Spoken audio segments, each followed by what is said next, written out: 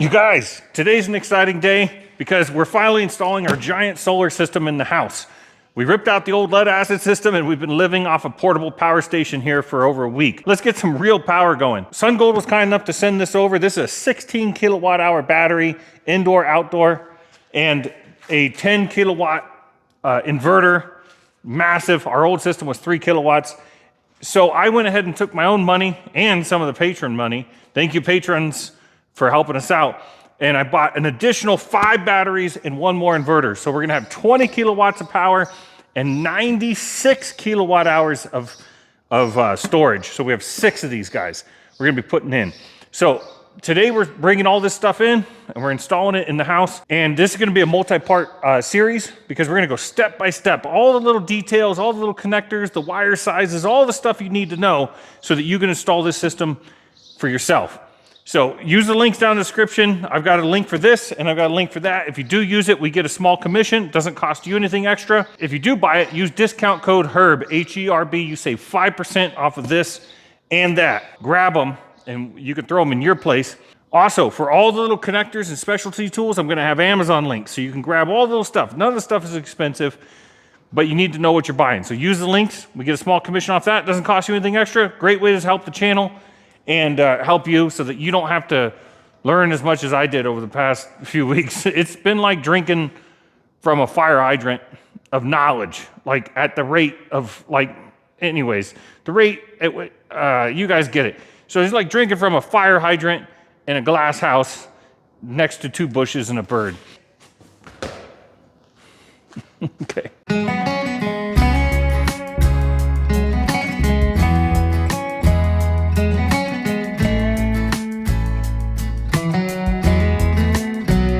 Okay guys, as a reminder, we did a full unboxing of the inverter and the battery in a previous video, but here's a quick reminder of what's here. So this is what it came with. Here's the inverter, here's some hardware, here's the parallel cable in case you put 2 in parallel, here's your communication cable to your batteries, here's your dongle so that you can talk to the inverter, like check on your phone if you're charging, discharging, that kind of stuff, all your communications and stuff. And it came with a user manual. I don't think you're supposed to say the word dongle on YouTube. You can talk about dongles as long as they're not too big and offensive. This one is not too bad, so we're okay. And it has a hat. Oh. This dongle has a hat, so we're good. We've got a dongle hat. Always wear a dongle hat, guys. And the battery comes with the battery, obviously, and it's this high, so about a fifth lower than your belly button if you need to check at home. So it's got a little touchscreen on the front, a breaker on the side to turn it on and off, programming switches over here. We're gonna go over all that. Let's go take a look at its hardware. Okay, here's what comes with the battery. This is a bracket system where you hang the battery on the wall. We're not gonna use that. We're gonna use these where you screw them, the battery sits on the ground, you screw these to the side of the battery and mount it to the wall. You get your anchors, your communication cable from battery to battery or battery to inverter. You get your USB cable for programming the battery if you want to do it that way, your ground wire, and you get your battery cables. You get this template for mounting it to the wall, plus you get your books. Now I'm gonna go get all the batteries and inverters, bring them in the house, let's get them mounted on the wall. The best thing to do with these is just open them from the bottom. What you do is bring this tab out, pry it out with your screwdriver, then hit it with a hammer, and don't worry if the bottom part curls under a little bit. Now take your screwdriver and pull it straight, just like that. That's perfect. If you go all the way around like that, you'll get real straight tabs. So just a quick tip. Nothing but the tip for you guys, because I'm married.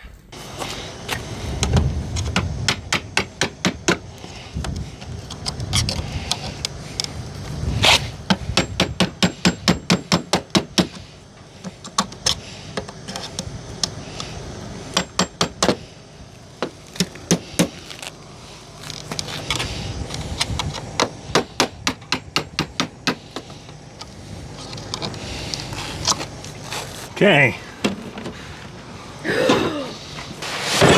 And here's all your accessories. I'm a little disappointed because at the same time that I ordered these batteries, I also ordered a couple of the mummified bodies of Oompa Loompas from the original Charlie and the Chocolate Factory. And you know how that is. You order Amazon, you get too many Amazon orders, you don't really know which box is what. You know, same thing happened here. They both come in little coffins. All right. As you unbag it, one end, the other end rebagged. I have to put on this belt because I tore my belly button, a new one, and so I have this on to hold it in. Okay, so I don't get an Audi because those are gross. If you got an Audi, you know what I'm talking about. Okay, so let's pick this up nice and easy. Okay. Now these weigh, I think they're around 300 pounds. So they're not too bad, but they're not too easy either. Just walk it off of its little coffin.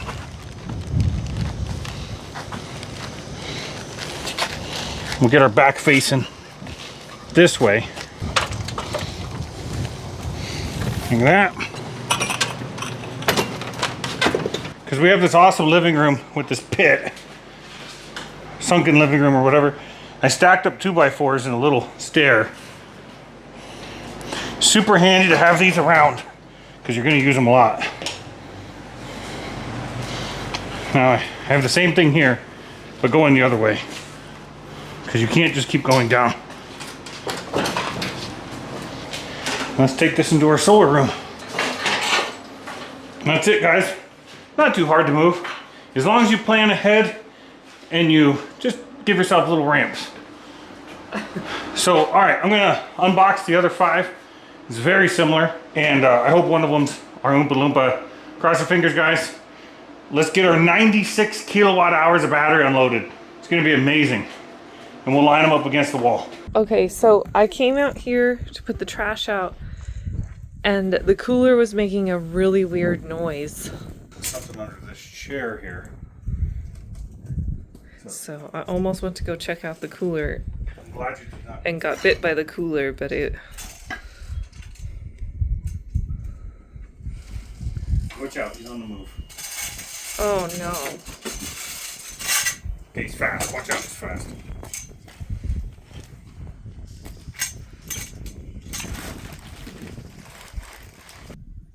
Ooh! Oh yes. And he's very, very alert. So what's your plan? My plan is like tomorrow to take him out to the middle of the desert and let him go. What's your plan for tonight? Take the danger noodle out of here. Okay, I've got the danger noodle, and I'm gonna put him right here. It's really close to your face, that danger noodle. And he's wedged like that, so he can't get out. And then tomorrow, we'll take him out to the desert, way far away, and let him go. All right. Good night, everybody. I'm glad that you're still alive. Thank you.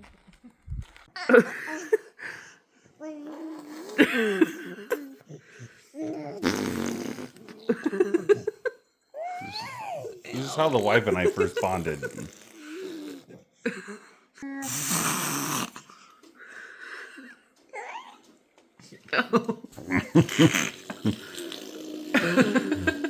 Thank you. Okay, guys. Now we need to hang this inverter on our wall. Actually, we've got to hang 2 of them right over here. So first thing we're going to do is let's take our Harbor Freight level here. Little magnetic job. Stick it to the water heater. Turn her on.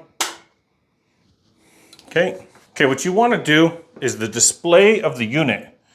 You want to look in where that is. Okay, so the display of the unit's right here. Okay, I'm going to put this in the middle of the display. The top of the unit is 15.5 inches. And the keyholes are actually 1 inch above that. So if we go 16.5, is where our holes are going to be, okay? So we have our gaze line here. I said gaze with the whatever. So if we measure up from our gaze line here, which is faint, instead of 15.5, let's go 16.5. There's our new mark. So our new mark is up there. Just gonna scoot our level up.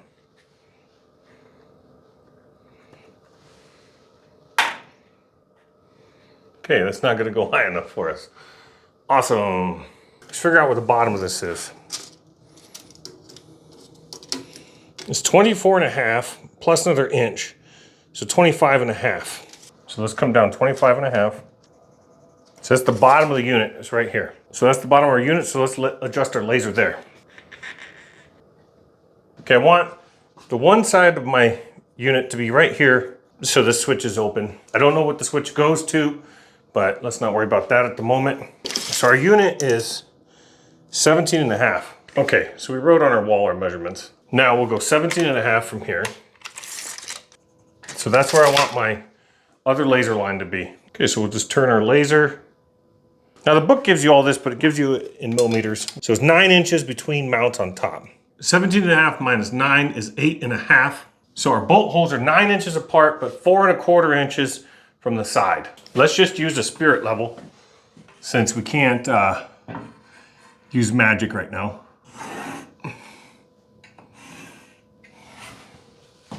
Okay, we got our line across the top. Now we go 4¼ from here. Now let's go 9 apart from there. Those are our 2 bolt holes. What we're gonna be bolting this to the wall with 5/16 lag bolts. These are 1.5 inches long, okay? From Home Depot. I've got 4 of them, so let's not mess it up. And the drill or pilot hole is a 3/16 drill bit. Okay, so I measured that up against the wall, and we see that we only need to go to here. So about till the threads disappear. We don't have to go crazy. Okay, so we got our 2 holes. Now you're gonna use a 1/2 inch socket to drive these. Okay, you leave them a little bit loose, okay? Because we have keyholes at the top of our inverters. Now we're just gonna take our inverter and hang it on the wall. But I can't see. Can you guys see? So hopefully this is where our laser line comes into play.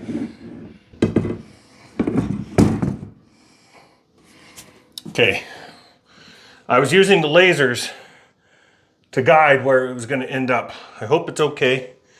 Let me get a step stool. I should have used a step stool. Okay, we're okay. Everybody's cool. And let's see how close we got with our laser. There's the one side, perfect. And the bottom, just about perfect too. That was really cool, guys. What do you think, 6 inches apart? Because we have to be able to clean these intakes. So these are intakes. Now, if they're exhaust, you'd want them to be even further apart, but they're intakes. So we can go, I think 8 inches would be plenty to get, 8 inches is plenty. I know from experience, well, that could be interpreted badly. But anyways, I could take off these screens and clean them if I left 8 inches between them. So let me see what that looks like. Oh, and I've covered up our measurements, so that's great. Because our measurements are back there. So anyways, so 25.5 from the bottom here. So we'll just put laser on our 25.5. There it is. Since we've gone from the bottom laser to the top at 25.5, remember our holes are 1 inch higher than the unit. What I like to do now is let's use the spirit level to extend the line that we already had on the wall from the other unit. And that gives us another way to check to make sure our units will be level with each other, because this is on YouTube and you don't want to look that stupid.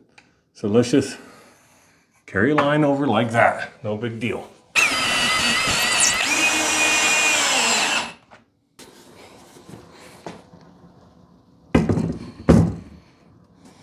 Okay, there's our units hung on the wall. To finish mounting them, we have to remove these panels. Let me get a stubby, because it turns out 9 inches isn't plenty, or 8 inches. These just have some Phillips head screws around the bottom here. So we're just gonna use a stubby. I'm used to handling this. Ain't nothing to me. Okay, this panel comes off. Put our screws in the panel and put this aside because this needs to stay off for the installation. Our bottom mounting screws are this hole here, that hole, okay? And we're gonna use these screws. I've got a link from the Amazon for this. Number 10 by 1.5, 100 pack, Amazon, cheap. You're gonna need a bunch of these for the install. Okay, so we're just gonna go ahead and use an extension because we're not naturally long enough. So let's go ahead and stick this in here and screw this in.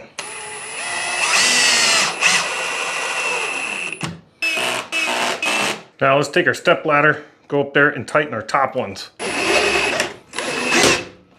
Ooh. We need to clean up this dust real quick. Okay, you guys, we're at First Friday in Kingman here. And here's the corn man. And one of them is called Fire in the Hole. I don't know what hole they're talking about.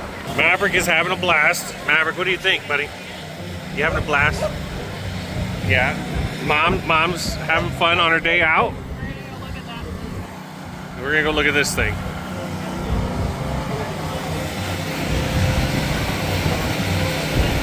What do you think of that, Maverick? Over here, you can get arrested if you want and ride on the bus with the windows that are 3 inches tall. And then over here, it's got a race wing. I don't know why. I don't know how quickly they want to take you to jail. Mom, here's a cornhole competition here in Kingman. So check that out, Mom. Eat your heart out. Look at this box here. This is from Home Depot. I got a link down in the description. And this is just a 100 amp box. And I've got 2 of these. And what these are for is combining and splitting our 120 volt, 240 volt source. So we got to take the outputs of these and combine them before feeding them into there. And we have to take the generator input and split it before feeding it into the generator input of these two. So you have splitter and combiner boxes. That is a little bit of a complication when you do 2 units in parallel. Otherwise, we could feed the output of this directly into that. So let's go ahead and open this up and see what we got. Let's see, where we go. That tile's pretty good. So that X right there, okay.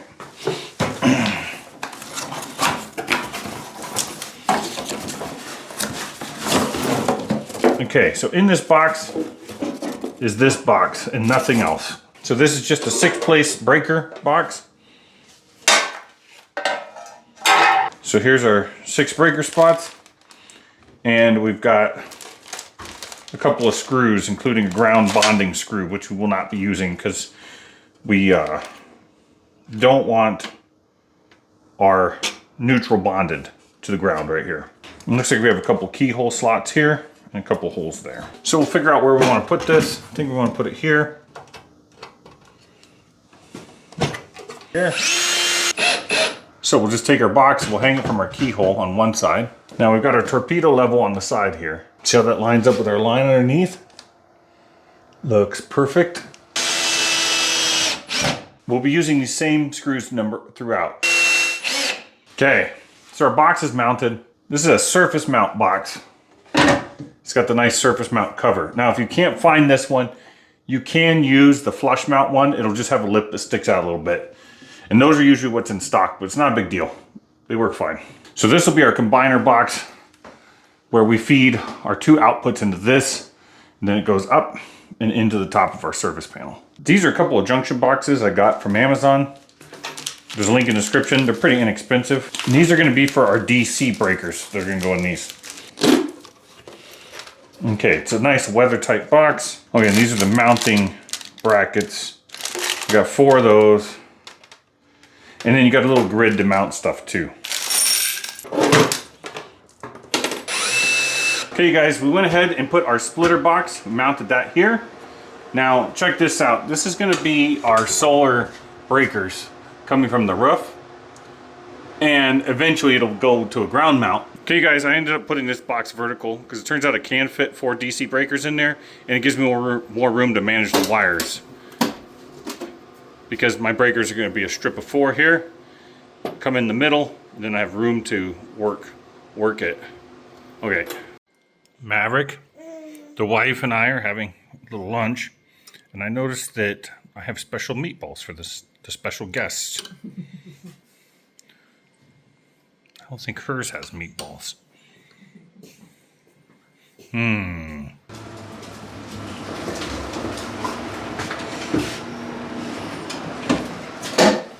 And we'll just drop it off just like that. Now let's space this one next to this one.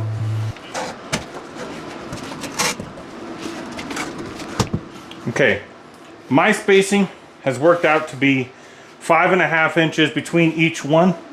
That gives me enough room to manipulate the controls, get my digis in here. Now I can't find my tape measure, but I was able to find something else to measure the 5.5.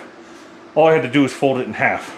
Okay, so, and then I got exactly 5.5. I'm hoping to move this one to that wall once the water heater's gone, like evenly space them out. But anyways, that way I could build a door here. I want to build a door here to make this room childproof and quiet.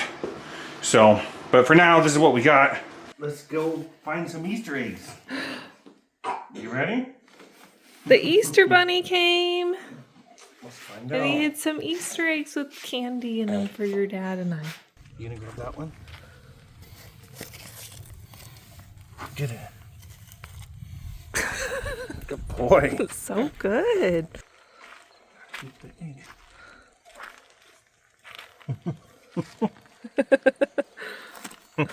Our Easter baby. Happy Easter. Okay, happy Easter. Look, this looks great. There you go. You can take those off, Maverick. Okay, you guys, the next thing we need to do is set our address on each of these batteries. Okay? And the first one is our master battery. Now, I don't want you guys getting all excited. This isn't master battery like, you know, as in slavery or anything like that. It just means it's the battery that talks to the inverter. Okay, so calm down. This is not master in slave or anything goofy like that. Just want to head those comments off at the pass. Okay, there's these little doors. And all you do is you unscrew these things, push down this white tab and pull them open, and then they stay open, which is nice. And then in here, we've got dip switches. Okay, and they're right there. And it's labeled ADS for address. Okay, and down is off and up is on. Okay, and for your master, all the switches are off. So that's already set. Okay, now let's look and see what we set our address for our first one here.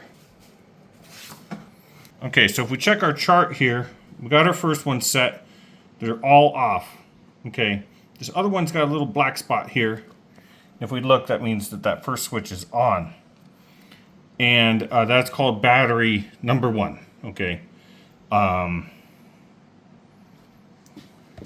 So let's zoom in here, and we'll just turn on switch number 1. Okay, that one's set. Now we can see for battery number 2, we switch on the second one. Okay, so we can do that here.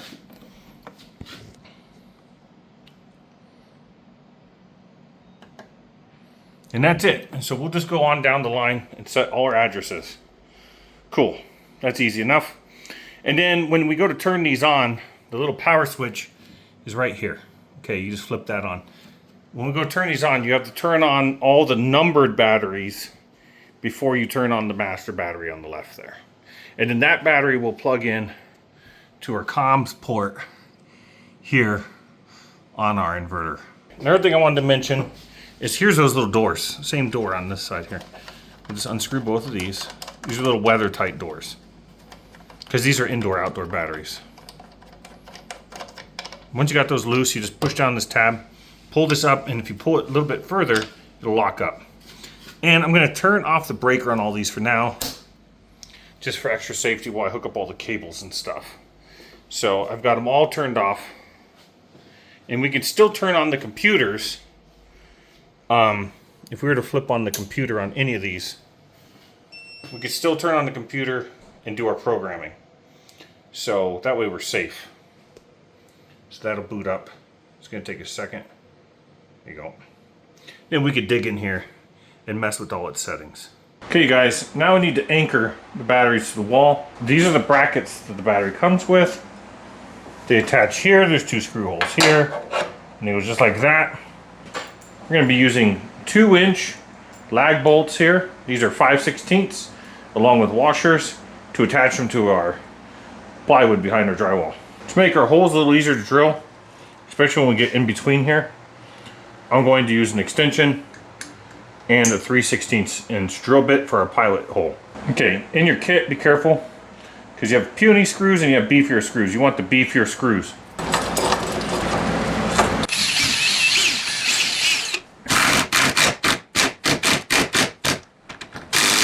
Push the battery up against the wall. Then we can just tighten our screws here. So now we just have to go up and down the wall and put in the other 11 brackets. Okay, if you're ever working in tight spaces, you can take a 1/4 inch socket and stick a Phillips bit in it, and then come down here, and you can get into tight spots pretty easily. And this will make your life easier than trying to use a screwdriver. We have all the batteries bolted in place. We've got all our stuff hung up. Okay, and then this is our splitter panel to split the energy from the generator to the 2 inverters. But we need to get our hole that goes outside, and I chose this one. Okay, but that hole, that knockout's not big enough.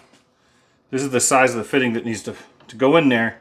I'm gonna pull this down and we'll go drill that out outside.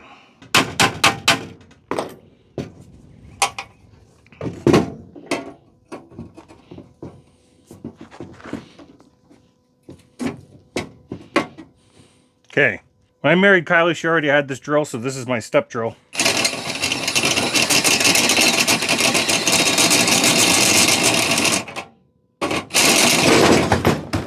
Okay, let's set our clutch for something, because that gave me my wrist quite the tweak.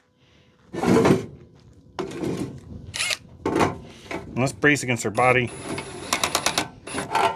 Set it for more than that.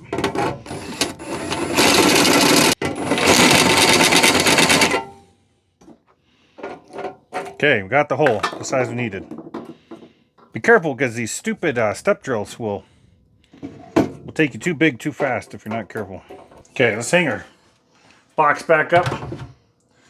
Perfect. Now let's draw a circle around our new hole. Don't draw it around your old hole.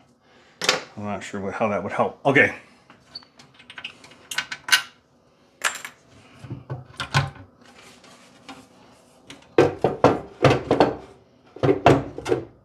Put your box somewhere where you know it's going to fall on you most likely. And put it down on the ground. Okay, let's take a 1-inch spade bit. It's not big enough, but it's what I got. You know what, actually? Let's use a hole saw here. I don't have a hole saw small enough. I've only got a giant hole saw. I need to buy more hole saws because this one here is just too big and it's going to take away our mounting hole. Now, if our hole gets big enough, we may have to drill another mounting hole. Like, say, here in the box, but that's fine. All right, let's go ahead and just blow our hole out. Now, careful when blowing out your hole. You don't want to rupture anything.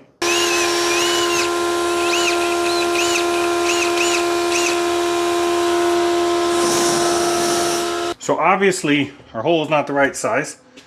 Here's our fitting. Fits in there pretty snug. So let's draw a shape around it. And let's cut it out. It's going to get rid of our mounting hole. So we could have just used the hole saw. So let's use our jigsaw with a metal cutting blade because we can't find any of our wood blades.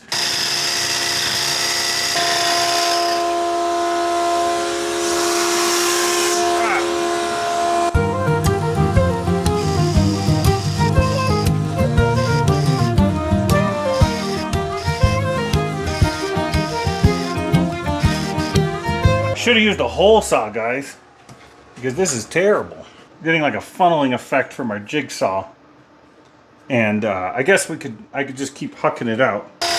We ended up with the same size hole for 10 times the effort of a hole saw. We've got the same size hole now. That looks great. It's probably a little bit too big, but whatever, dude. Okay, it's done. Now, definitely gonna have to make a new mounting hole because I don't even see where the mounting hole went. Perfect, perfect, perfect. Let's put this here. Okay, this is the size hole that exists. This is like a 3/16. So we'll blow a new hole real quick. And we got a mounting hole. So boom, boom, boom. Perfect. Let's try to make this a little bit smaller because here's the problem. If I make the hole too big, this box ain't gonna cover the hole. This is our box. Okay, and look, the back of it has got a small hole. So, you know what I didn't check? is, will the fitting even go in this box? Let's check that real quick.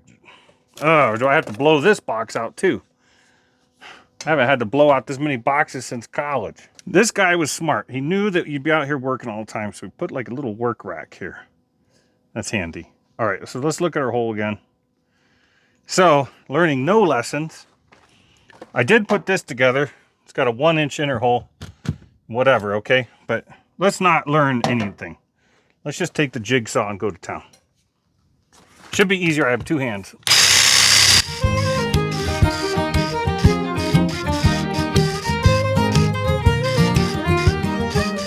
Okay, this goes here.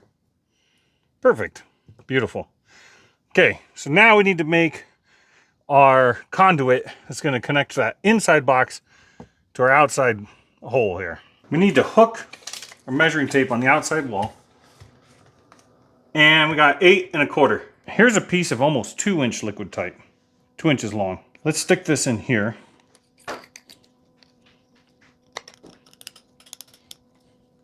Now let's see how long it is. Okay, it's about 1/4 inch longer. So the fitting's at 1/4 inch, okay? So at 8 1/4, so that's 7 3/4. So let's cut a piece of tubing to 7 3/4 inches. You think I've never measured anything like this before, but I have. No, I haven't.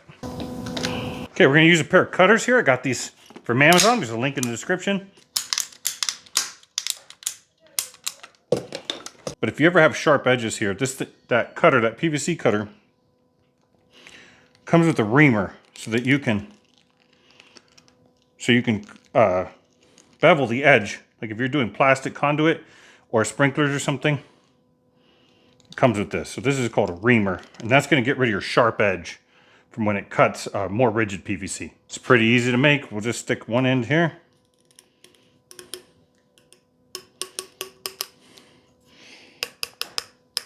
Make sure you bottom out.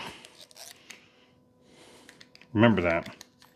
All areas of life. Now, this roll of liquid tight comes with a bunch of fittings. There's a link in the description from Amazon. Now, the reason why I keep mentioning the links on Amazon is I get a little cut. It doesn't cost you anything extra, but I get a little cut, small commission, a few percent. But it helps you guys and it helps me, you know? So that's what's important. Okay, I'm just gonna put a little bit of spit in here. Make my life a little easier. It works for several areas of life. Okay, now let's push this in. Try to bottom it out again. There we go. 8 3/8. So that's perfect. Look at that. Look at that. Look at that. Okay. If you have any questions about whether this is actually liquid tight, you can blow in one end, it holds pressure. Okay, we're gonna have this go up. Now, if yours sticks out to the side instead of up, you'll have more trouble, but you will eventually find somebody. It's like ducks. Every duck has its other end. And this nut will grab, then we'll just turn the liquid tight till it's tight. Now let's stick that through the wall. Okay, hang that up. Okay, there's our liquid tight. Perfect, look at that. And pull the box tight, that's flush. Okay, let's take our new box. I don't have a driver bit. Cool. All right, let me go get that.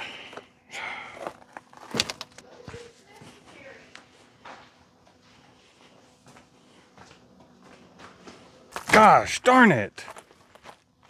Hi. You guys fell down. Just a moron. Didn't have your legs open very wide, so you were unstable. But I was only gone for a second, but the wind must have got you. I got to take you guys apart and clean you. Okay, well, let's take our little outdoor generator box. This is a link from Amazon, as you might have guessed. And let's loosen our cover. And we'll slide our cover off. And here's our box.